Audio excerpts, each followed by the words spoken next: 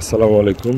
এই যে বাছুরটি দেখতে পাচ্ছেন, বাছুরটি দেখেন লাম্পি স্কিন ডিজিজ ভাইরাসের ভয়াবহ করুণ পরিণতি।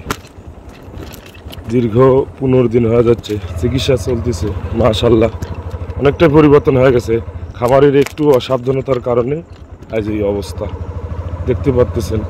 যদি ভ্যাকসিন করা থাকতো তাহলে এরকম হতে পারতো না, এরকম হতো না। ইনশাআল্লাহ আমি যতগুলা গরুকে ভ্যাকসিন করেছি, কোনো গরুই আল্লাহ দিলে ভাইরাসে অ্যাটাক করেনি 20 দিনের পর্যন্ত যেগুলো ভালো ছিল সেগুলো গত 2 বছর থেকে আপনার ভ্যাকসিন করতেছি। 20 দিন পরে যেগুলো ভালো থাকে সেগুলো ইনশাআল্লাহ অনেক ভালো হয়ে গেছে আর ভাইরাস অ্যাটাক করেনি। তো এখন এটা দোষ আমি বলবো একমাত্র খামারের, কারণ গরুর মালিক যেটা সাবধানতা না থাকলে এই অবস্থা হয়। দোয়া করুন বাছুরটা যেন সুস্থ হয়ে যায় ইনশাআল্লাহ। আসসালামু আলাইকুম।